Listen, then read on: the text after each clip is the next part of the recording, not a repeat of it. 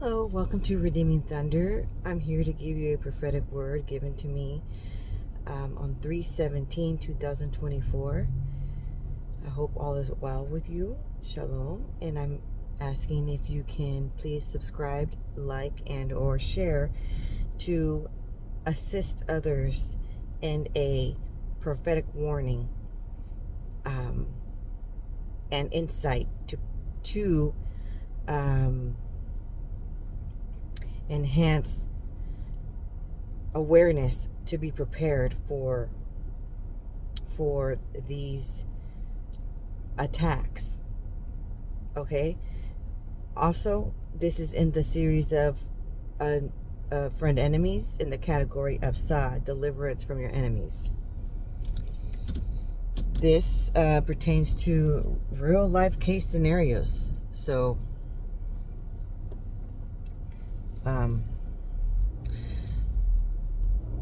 these prophetic words do actually come into reality.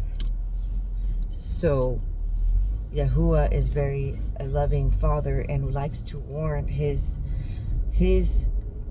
who he calls his, prior to it occurring, to be mentally, emotionally prepared and to be prayerful. So I was praying in prostration, and he says Samaka,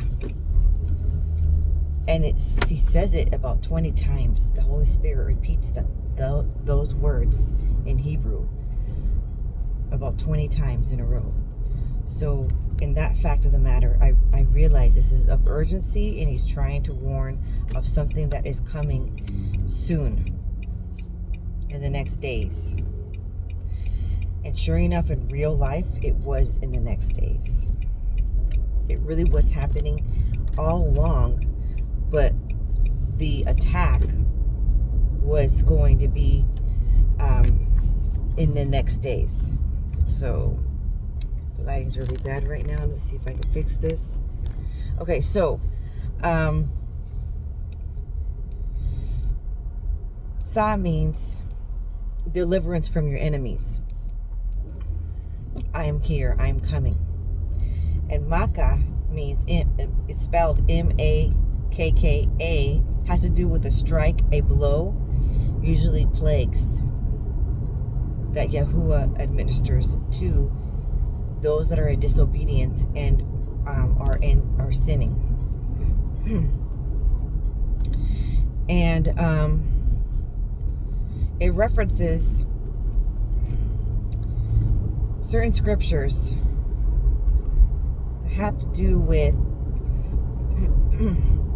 Joab attacking Abner. So they were friends, and what happened was they met at the gate to speak, and quietly, in silence. So that means it's someone that you have confided in, that you already trusted beforehand. This is why it's in the category of friend enemies. Someone that has been there for you and with you for years and knows your trials, that you didn't just randomly share, personal information and or any kind of information that you wouldn't tell a stranger. You would tell to this particular person because you trusted them, and they were showing some trustworthiness in the past. Okay, so the story goes where he tells Abner to meet Joab at the gate, and he was going to share some insight in secret, in quietness. And he said, now it's not nothing extremely bad, okay? It's not like a secret sin one is doing that is sharing. It could be something personal. It could be another attack that you're just sharing, that you're going through some other strife. It could be good things that happen over the weekend that you share with a confided friend. It doesn't have to be something where people are sharing some conniving, secret, evil agenda, okay? And something personal to heart, that somebody hurt you or someone is attacking you, and you are explaining you're going through this and you're not falling for it. Something of the sort, okay? Where you are, you know who you are, you have worth, and you are sharing that that person's exaggerating, and trying to taint and shame your character. That's what you're sharing. It could be something along the lines of that. Okay, so what this story goes is that suddenly Joab stabs him in the right and the fifth rib, and that person perishes. That was the motive. So it's stating that someone is going, instead of stabbing you in the back, it's stating they're stabbing you in the rib. Someone is going to try to defame your character all the more, because they see that it's already happened to you before, and so they're going to use that ammo against you to then try to taint your character all the more. And this could occur due to jealousy, envy. You're sharing stories that life is going good, life is going grand. You're sharing stories that nothing's touching you. Yahuah has your back. You're sharing statements that are stating that the grace and favors upon you. You're sharing things of good health, of prosperity, or you could be sharing things of just being in joy. And that person could be, all of a sudden they have a change of heart, and they start to hold a grudge, and then think that they need to somehow change your change the tides, I guess. And there's been some warning in the past. There's been some warning in the past of this individual. Okay, I recall speaking to this individual, and I left for maternity leave, and when I came back, all hell was breaking loose with the staff members there when I left. The entire time they were detrimentally sick, severely, not just themselves but their family members, and missing a lot of work. And they said, I wanted you to come back so that way you can take on the illnesses and be gone and be the one sick, and take that baton from me. Not necessarily use the word baton, but that curse. Because they saw me as the one that typically got sick more often in the past. And they saw that when I left, because I explained to them, we didn't really get sick. We got sick once. And it was short-lived. And it was actually a very severe RSV. I just had a baby. And my son was, I guess, coming out of the hospital. Or maybe individuals that came over to the house were sick, and they got my son sick. And it's very dangerous for a newborn. Okay? I said, but I was doing that nose, Frida, like around the clock, and making sure I basically wasn't sleeping, and I was praying for him, and I had him held up, holding him. So we took him to a children's hospital, and they said that they diagnosed him with that, and they said that he was doing better. Astonishingly better, pretty good. That he didn't have to be hospitalized or anything. So we were blessed with that case.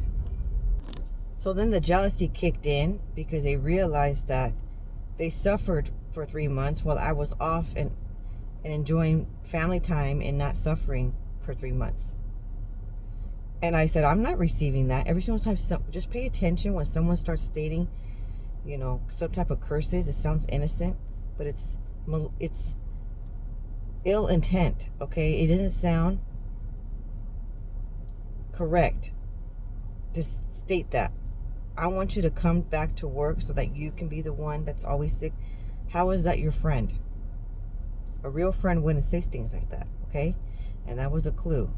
But you try to forget people because sometimes they talk out of whatever foolish things that come out of their mouth is, you think, okay, well, they don't have a lot of grace. They don't have a lot of knowledge or maybe interpersonal communication skills. So then you forgive these and you put them under the table and you keep hanging out or conversing with certain people that you think, you know, they didn't mean it.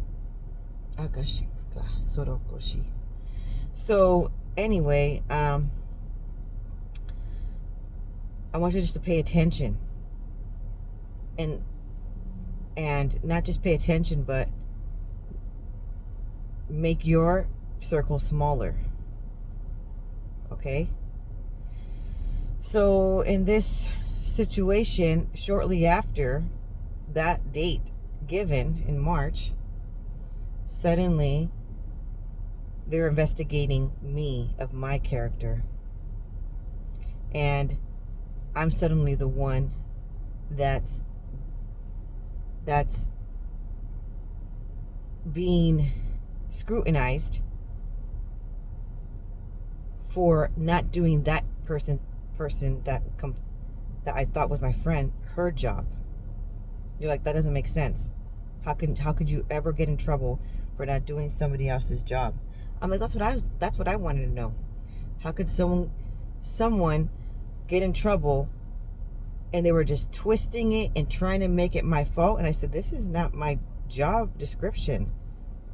You know, this is not what I've been doing for the past almost 2 decades at this establishment. I don't know what's going on here. So then she continued to put in complaints while smiling and sharing her life events and pretending to be a friend. Okay?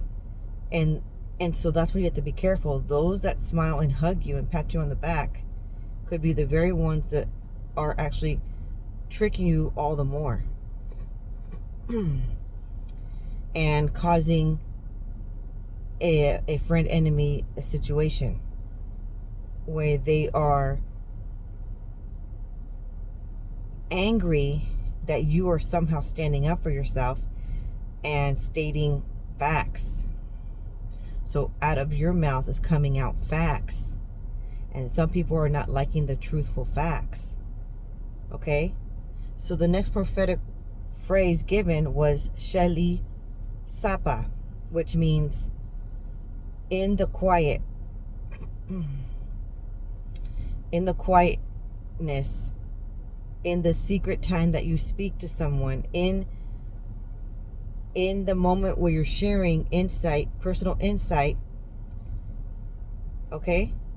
In that moment, pay attention to who you share your insights to.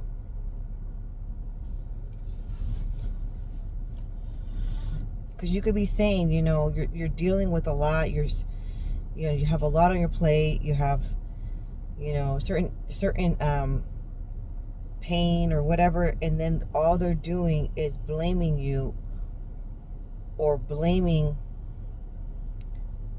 or stating, hey, it's your fault though. And you just said, well, I just stood up for myself though. I said facts. They're like, still, because you said that, that's why it's your fault. You shouldn't have said anything. You should have just stayed quiet. Okay, so sapa means what comes out of the lips, what comes out of the mouth, the language, what you speak. So it's either going to be foolish or it's either going to be of wisdom. So you could be listening to people who are just giving foolish advice and stating, because you might be persecuted for standing up for what's right and for facts. That's why you shouldn't stand up for yourself, and you should not open your mouth. You should stay quiet like a mouse. Okay, that would not be, say, well, it's your fault that now you're getting investigated because You didn't stand up. You stood up for yourself way too much. You should have just followed everybody else, what everybody else does. Some kumbaya, you know, fake friends, camaraderie at work or in your family life setting, just to keep the peace. And so you don't believe in their beliefs. You don't believe in their rotten attitude. You don't believe in the sinful nature they're doing, but you're just going to stay quiet because it's easier to just keep the peace. Then how are you the light in the darkness then? You're not. You're just a coward. And I didn't want to be known as a coward. So pay attention to that too, who you tell your problems to, who are not praying for you, who are just telling you, well, it's because you stated this, or it's because I stated what was arbitrary.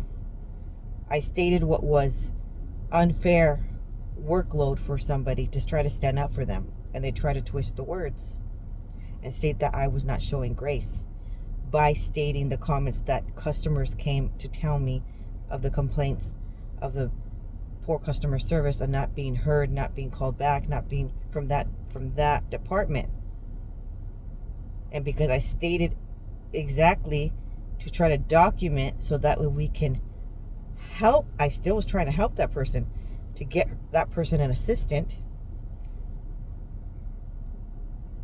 to show facts. They're saying you're not the one showing grace. Because I'm like, it's the truth though. It doesn't matter. You should have just hid the truth to save face for the other individual. And I'm like, yeah, but it's not the truth though. The truth is that person is suffering. That person is behind on a lot of work. That person is getting migraines. She's really stressed out. She's missing work because she's overworked. And so it was a situation where they were trying to blame me. Well, you're the one to save her of her work, and I don't have access to codes. I don't have access to files. So that I was only helping at the limit that I could, that I was limited by in the employer. So they were trying to twist it all to make it sound like I was being the heartless one, but really who's being the heartless one is not hiring staff, extra staff to assist her. And she, you know, with her suffering, sometimes we do this. We want to blame somebody else for the things that cannot be changed. Instead of verbalizing to the person there, to the person in charge there, hey, I'm really needing assistance, like consecutive assistance, not just every once in a while. She goes and be like, that lady over there is not helping me at all. And that was not true. Okay? So he was warning me that this all was a showdown that was going to go down. But he was warning me that his rescue is near and it's on its way and it's there the entire time and it's going to launch forth, and it's going to be very, very harsh for the individuals that are in disobedience and sinning. Not the one who is saying the truth. Okay? The next phrase he said was Sili Sapa. And what Sili means is mind. You belong to me. So Yahuah is stating that I am his. And he has my back. Okay? And he, Sapa, the words that come out of your mouth, he's going to give me the words to defend and state and document and establish a case, which was happening, okay?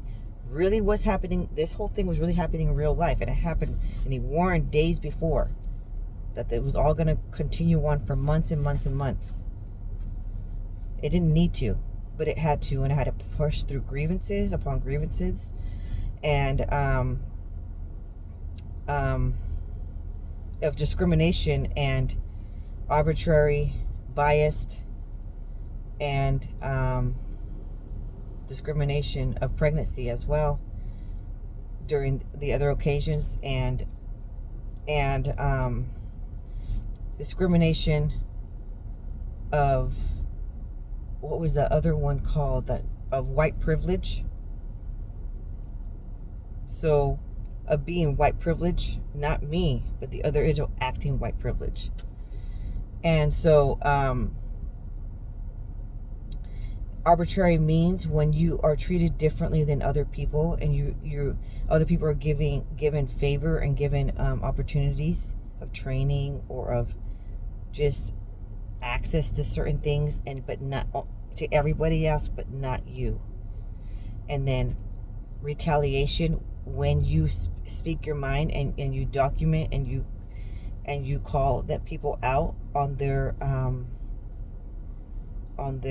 lack of communication or crazy making, scapegoating, gaslighting. You call them out on certain things that they're supposed to act professional, they don't. They came at me harder and harder and harder. And it was all to give them a chance to repent. And it was all to give opportunity to establish a case. Okay? And what's going to happen is, this could be at a workplace. This could be at a factory that you work at. This could be at a church setting where there's a lot of domineering, pharaoh-like character, dictatorship. There is the Jezebel spirit, and there's an Ahab spirit. With the Jezebel, there's always the Ahab, and I don't agree with Ahab. I think they're more dangerous than Jezebel, because they're also they also have Jezebel characteristics. They try to act innocent like the victim, but really they're the ones stabbing all the more. Okay, so in secret, being a friend enemy. That's what an Ahab. Well, Jezebel goes straight out. At least you know. They're lashing out right in your face. At least you know. And they're manipulating other people around to hate you. Okay, but an Ahab, they're pretending to be your friend, and all the while they're talking bad about you behind your back. All of these spirits are going to go down. In your personal life, in your professional life, they're going to go down. And now is the time. And what Yahuwah is going to do to get them go down is he's going to create a Red Sea moment for you. So let's talk about the Red Sea moment. Just like how Yahuwah used the plagues to deliver the Israelites from Egypt, Moses' times. Okay, just like that, he's going to do it again in this era. Okay, in 2024, before the year is over, he's going to do it 10 times over.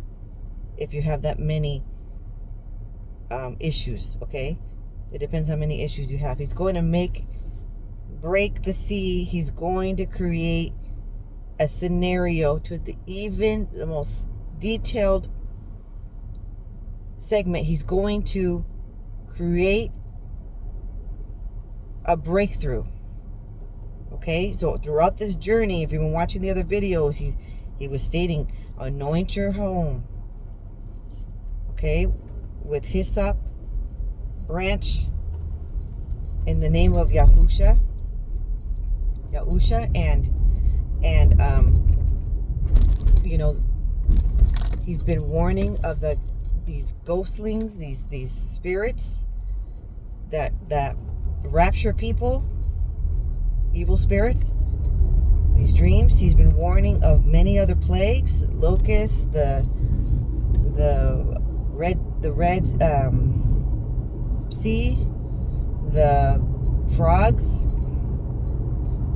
Okay, he's been etc. He's been warning all this time, and there's going to be a moment of breakthrough, and the breakthrough is going to be monumental. It's even going to provide the wealth for you to leave. They're going to actually pay you to leave. Do you recall when the Israelites were given treasure, gold and silver, by the Egyptians, just begging them to leave because they were very afraid of the plagues? Well, there's a situation here where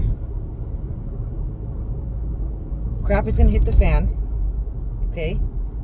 And he needs you out of that element in order for him to be able to strike all the more. So he's going to create the Red Sea moment to remove you out of that very tumultuous, horrendous environment. And he's going to put on plagues on the enemy. Maka, that's why that word was given. To the extreme. Because your battles were beyond. And it was coming from different angles all at the same time. For some of you, it's going to be double portion of prosperity and blessings. Barakas. Because of the... Baraka would mean blessing in Hebrew.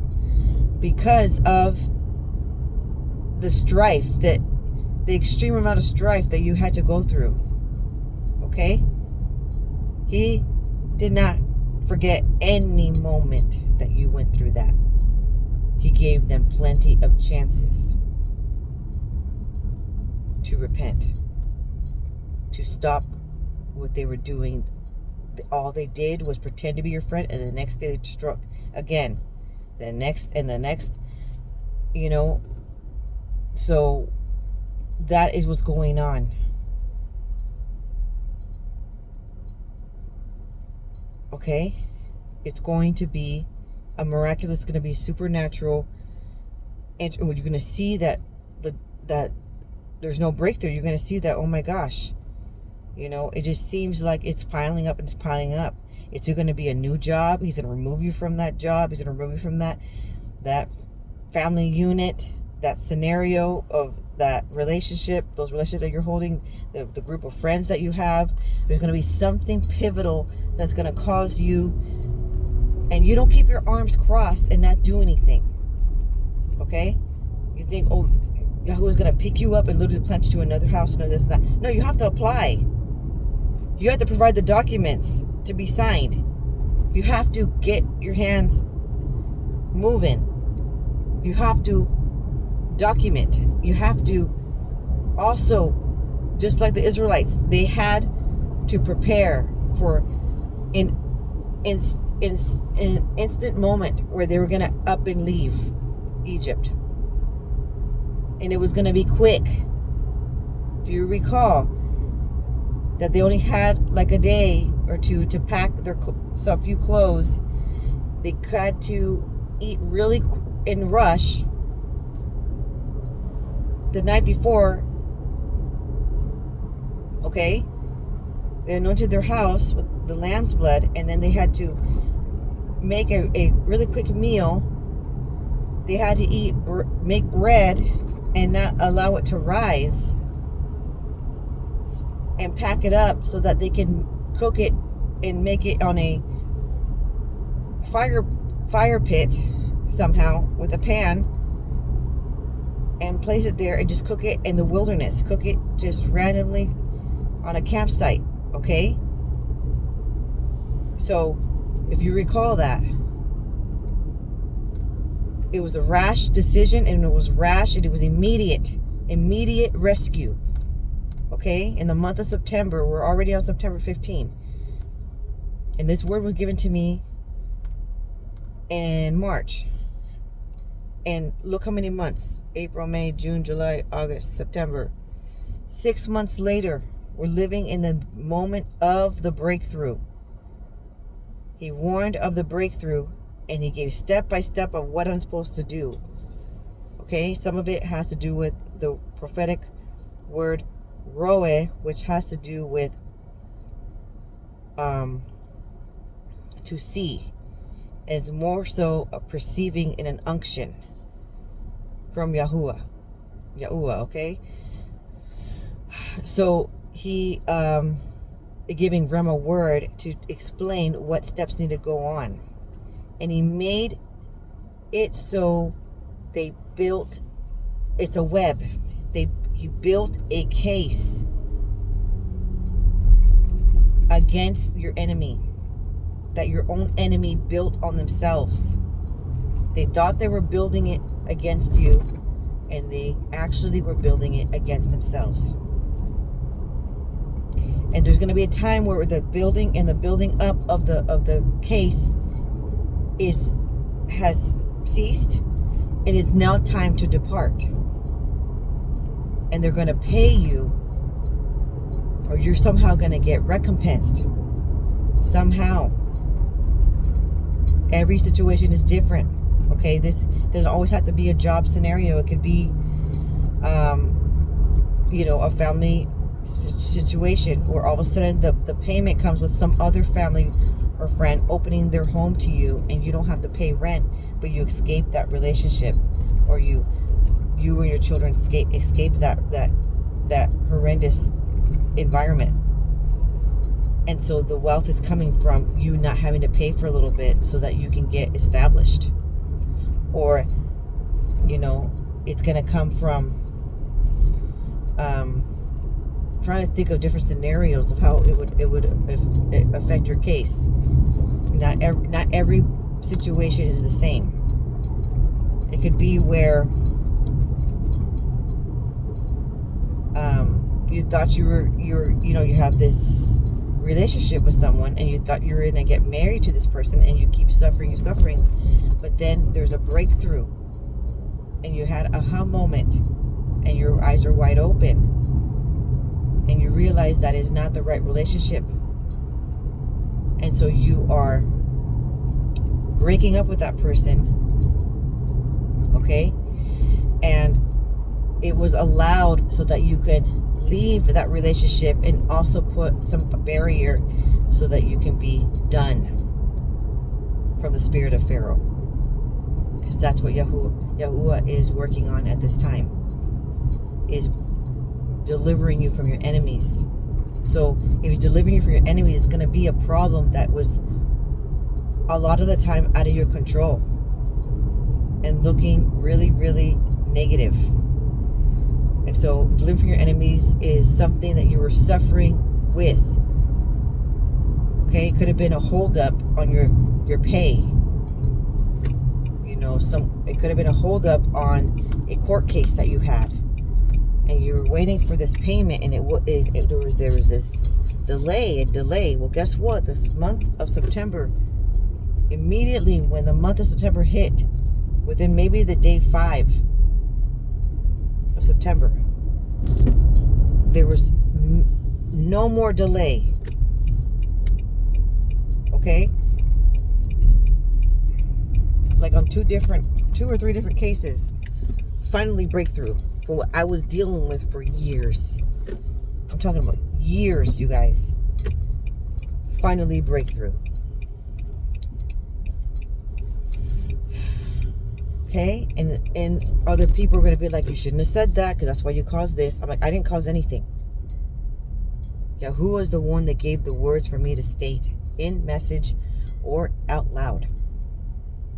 You're not supposed to be timid in order for people not to attack you. They're going to attack you anyway, and maybe all the more if you just stay quiet. Okay, do not get advice from spirit of Ahab, from a spirit of fear, a person that holds on to that and grips onto that spirit of fear and doesn't want to be delivered from it. Do not get advice from that person.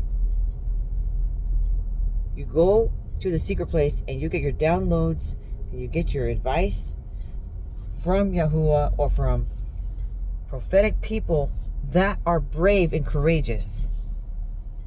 This took a lot of bravery, okay, to do what I needed to do. It was not for the lighthearted. Okay, it was extreme amount of discrimination and retaliation. And not just from one angle, probably from 3 or 4 others. So, all at the same time, for years straight. Okay? So, do not see it as, this is going to take a little bit of courage. This is going to take a little bit of prayer. This is going to take sometimes standing for myself and most of the time staying quiet. Do you want the breakthrough or do you not? If you want the breakthrough, You got to be consistent. You got to be consistent with your faith. You got to be consistent with your prayers. He heard your cries. He saw the mistreatment. And then they did it to one of his own. They did it to him, himself. That's why the deliverance is going to be mighty. Okay? And so now that you are going to be breaking free away from whatever was like an Egypt to you, he's doing it in steps, and he's going to do it. If you have more areas of enemies, he's going to do it in all the areas, so that you're finally all the way free from every avenue of shackles. And he's not going to leave you behind where you're going to be like, well, I can't just leave that job, I won't have anything. Pay attention. There's going to be jobs shouting out to you. There's going to be some relief. Pay attention to the open doors, because it's going to be there. So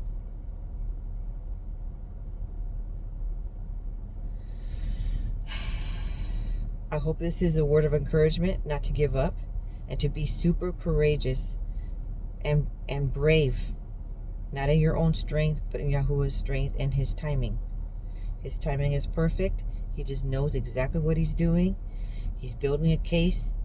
He's setting up the web for the enemy. He's building the case against the enemy. And there's going to be a time where the building is done, and you're past that stage now. And now it's the Red Sea moment, and we are living in the Red Sea moment. Hallelujah. Sharaka Shama. So we need to not ever think that the enemy's going to win. What you're thinking out of your mind, what you're feeling in your heart, don't lose hope. Losing hope is a journey in itself. Okay? He knows that you can't take it anymore, and he knows that you need the breakthrough. And there comes a time where we stop talking about the breakthrough and we start living the breakthrough. And now is the time. This fall season, 2024, is when we start living the breakthrough. Keep proclaiming shalom over your life, and be in oneness with Yahuah. Shalom.